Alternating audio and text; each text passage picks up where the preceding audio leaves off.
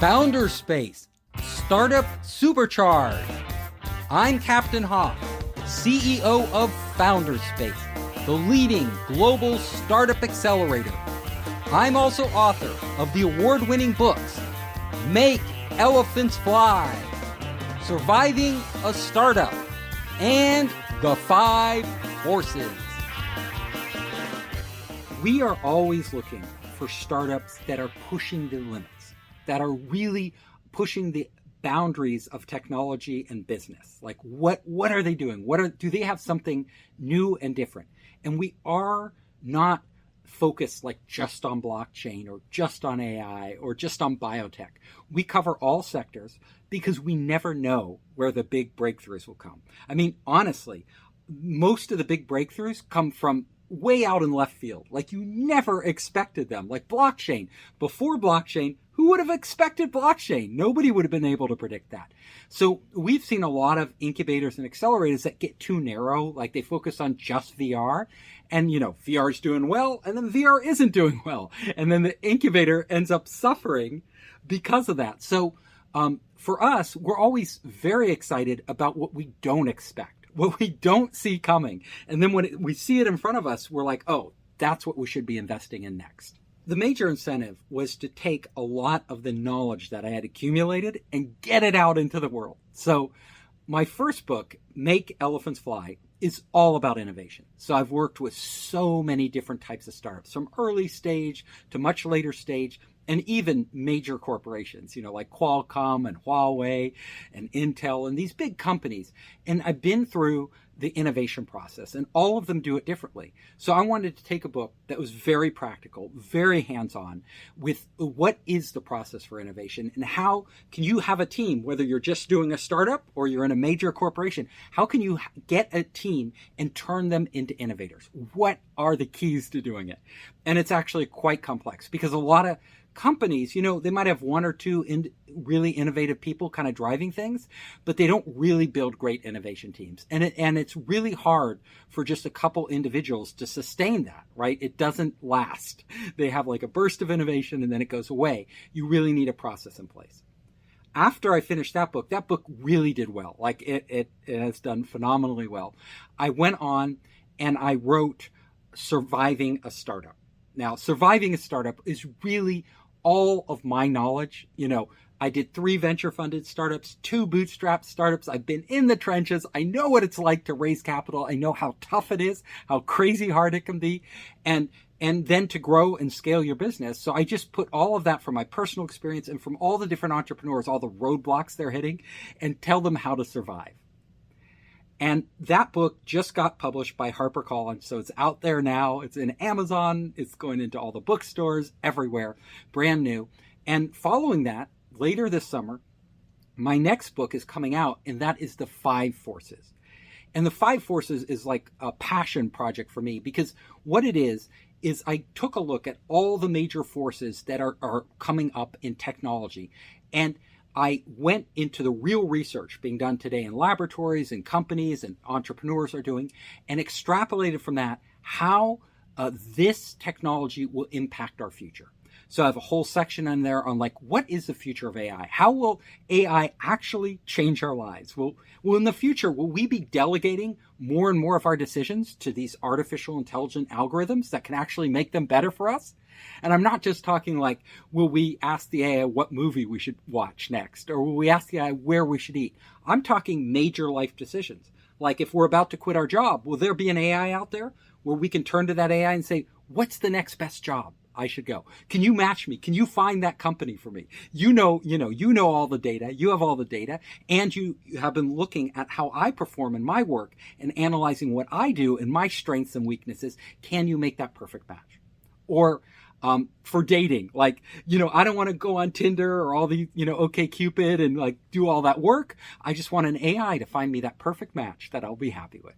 So this is going to change the world. AI is going to change the world. Another chapter is all about gene editing, CRISPR technology, all the things that we are creating now. Right now, we're gene editing our livestock so that they can, live in hot climates. We're gene editing our plants so that they grow faster and bigger. We're gene editing, literally everything we can edit, even human beings with gene therapies to cure blindness. So all of that is in there. And then the future, what does it mean when we can design our babies and things like that?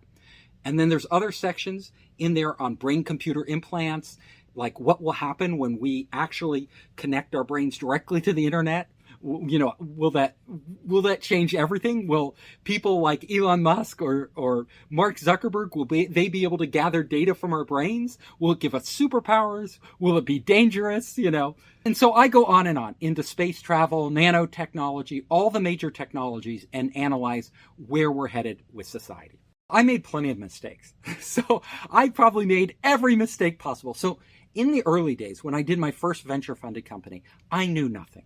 And I knew nobody. There were no incubators at the time to speak of, like in Silicon Valley. You couldn't join an accelerator. They just didn't exist. I was doing this company. We called it Spider Dance. It was interactive television. How can you actually connect TV shows to the internet? And how can people play along interactively? So we didn't know anything. We went out to raise money, but I couldn't get in the door to VCs because at that time, it was very hard to actually even meet a VC. Like there weren't as many and they were very closed off and they tended to fund people with backgrounds from big corporations and people they knew. And I wasn't either of those. I was just this guy who did a startup. And so what we did was we didn't get any money from them. Like I kept trying and trying and trying and they wouldn't give us money. But we went to MTV, Viacom, and we showed them the technology we're developing. And they took a look at it and they're like, oh my God, this is the future of television. We're going to write you a check for $350,000. So that was our seed funding. That got us going.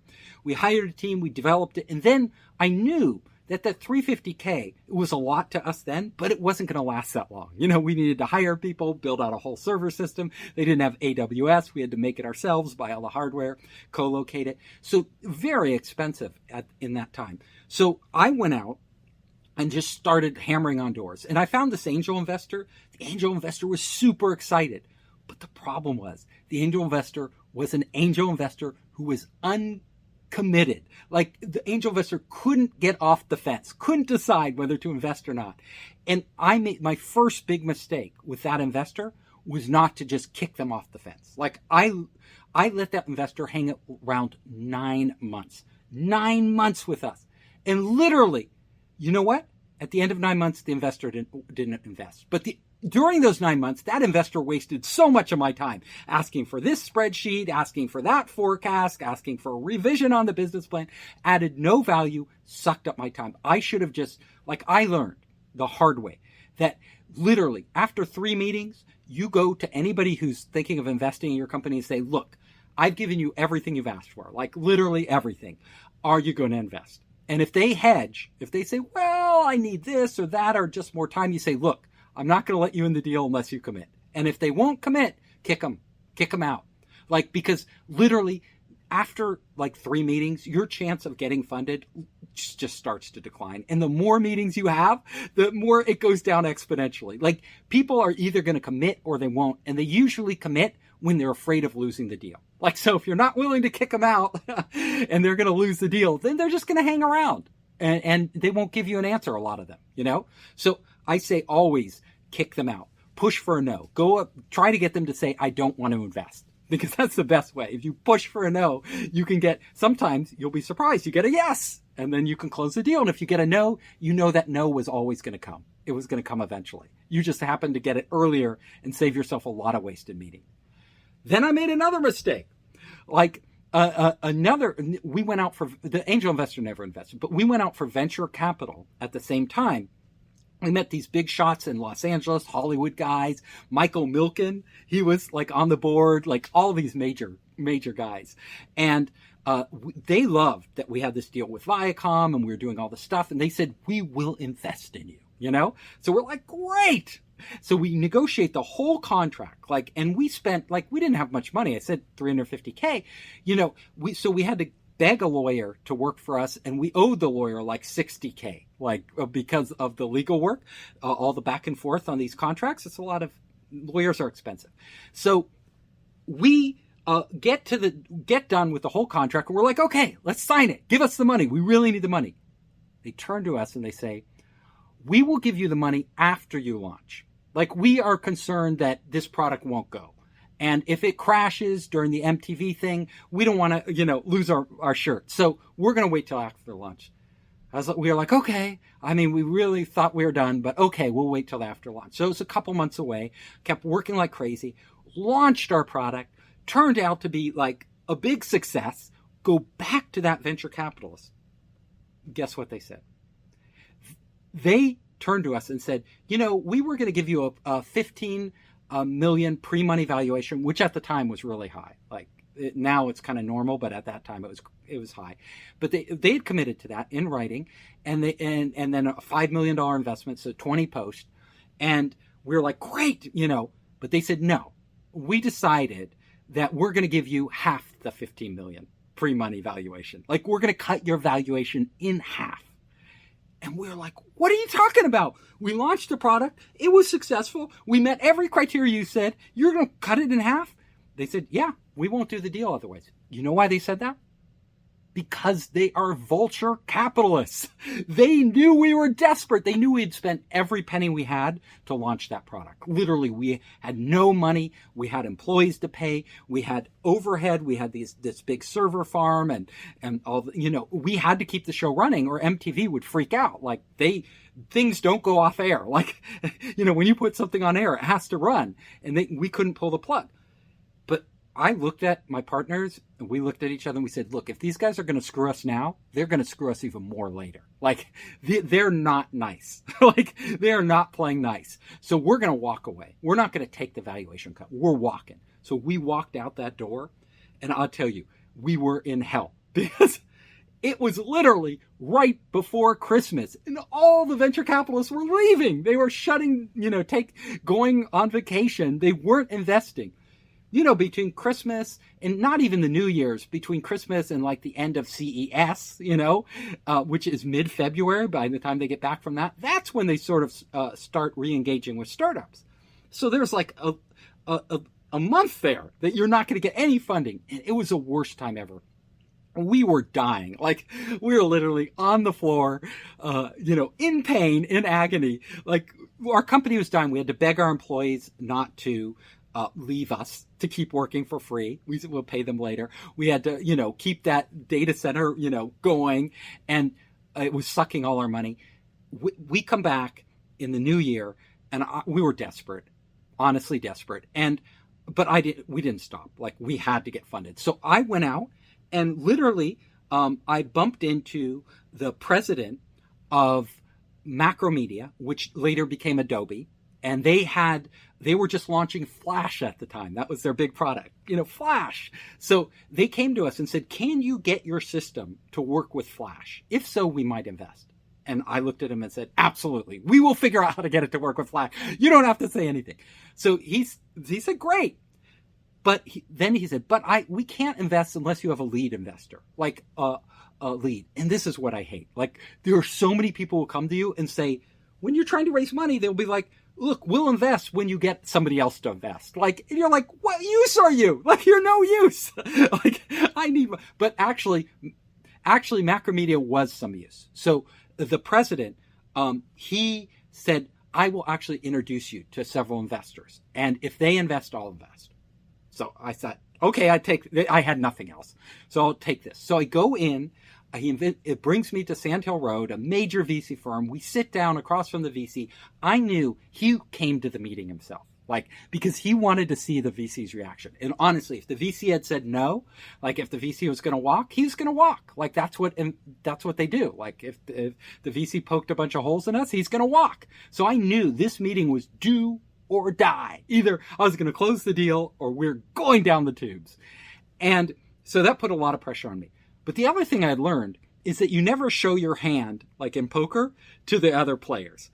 I showed my hand to that first venture firm and they screwed us. Like, they knew we were desperate for money, so they screwed us. So in this time, I learned my lesson. You push them off the fence and you never show your hand. Like, you don't show what you're going to do. So I got in there and I acted confident. I was like, acted like we had all the money we needed. Like, we have this deal with Viacom. Our show is the biggest thing on MTV. We have 1 million users, which was huge in those days. Like, nobody had that. It was like amazing.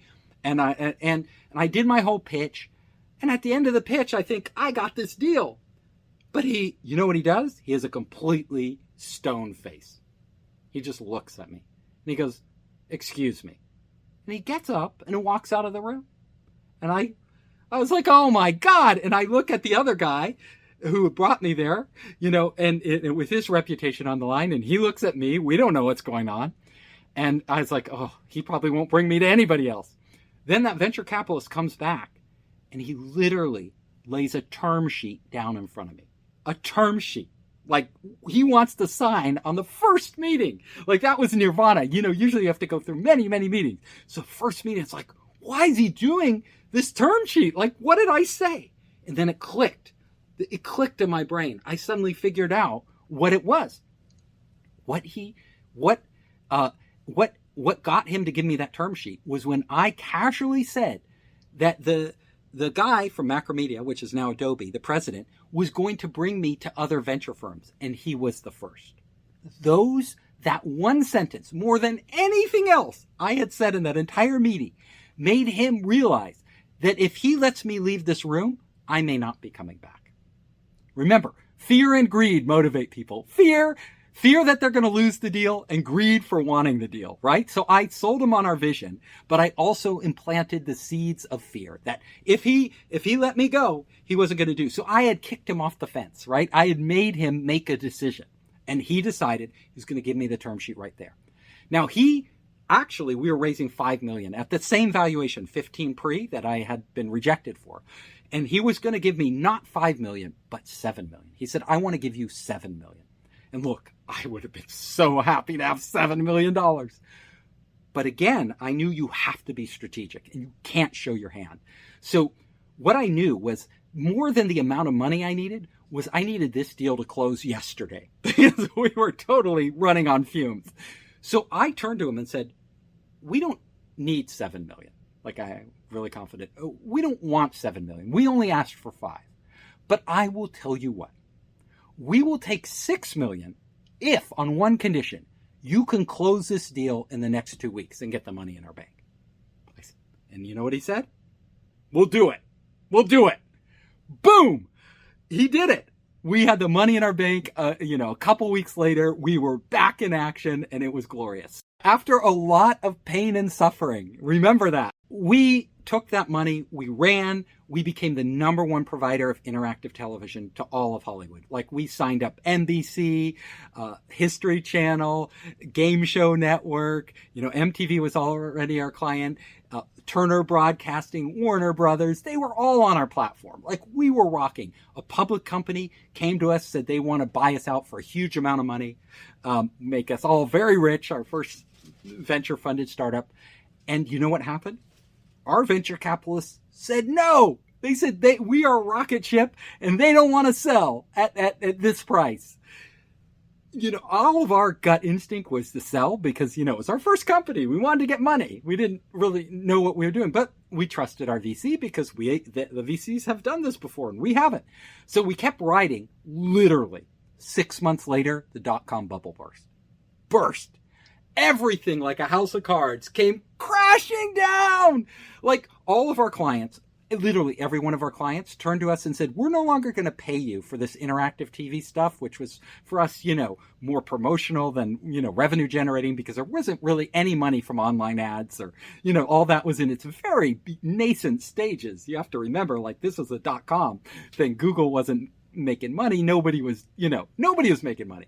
So they all left and they said, "You can run these shows if you can sell the advertising." We couldn't sell the advertising. So, they had the connections. It was literally a nightmare, but we moved very strategically. We decided, we wish we had taken that buyout offer. We didn't, but that's life. So literally, we had borrowed a lot of money on top of our venture funding. We had borrowed all this debt financing. If we hadn't borrowed the money, the debt financing, which is a really good deal, you get it at a great, it doesn't dilute you much, and you get millions and millions of dollars. But you have to pay back that money, and all that money was just coming It was literally just coming due. Like, so we were like in a world of pain all over again. Like after, we achieved everything we set out to achieve. Like, and why are we in a world of pain now? Well, the market collapsed from under you. You have no control over these things. And all the venture firms were pulling back. They weren't investing. And all of a sudden our revenue went from climbing to literally nothing. Like, so no venture firm would touch us. So we went to these, our debt financiers, which were also, it just had entered Chapter 11 because all their companies were defaulting. And they had hired this ex-Marine to like bully us into paying, like literally this ex-Marine. I went to this ex-Marine and I said, look, you can't bully us into paying because we got no money. And I said, but I will tell you what, if you will forgive our debt, I will literally hand over the patents, all the intellectual property of our company to you, and we'll walk away without having to go bankrupt. We'll just walk away. And they said yes. So we literally handed them the patents, walked away. So it was clean. We could shut down the company without anything. And later they went bankrupt and I bought it all back for a pittance, So, so it was really great. It turned out fine. There's one startup that I just love that came out of our incubator called Ecubot. And they were the first ones to launch an ETF powered by AI. So when you're the first, you get an enormous amount of press. Like it is like when you do something cool like that everybody wants to talk about. So because of they were the first ones to launch an ETF powered by AI, Bloomberg, Wall Street Journal, everybody, New York Times was covering them. Like, and that just allowed them their money. They were managing money. They got this massive inflow of money. We saw it just shooting up, first, tens of thousands of dollars. Then as the press started to come out, hundreds of thousands of dollars, then millions of dollars and tens of millions of dollars. And, and they just kept going. And now they built out a whole platform and they are doing incredibly well. So Ecubot, you can actually put your money in their ETF if you want. But they've expanded beyond that, and they are now servicing corporations, like big corporations who want a platform for managing their investments. So they just kept growing and evolving. Really good company. I hope you enjoyed the show. If you liked it, hit the subscribe button and share it with your friends. You can help us create more great content by subscribing and sharing.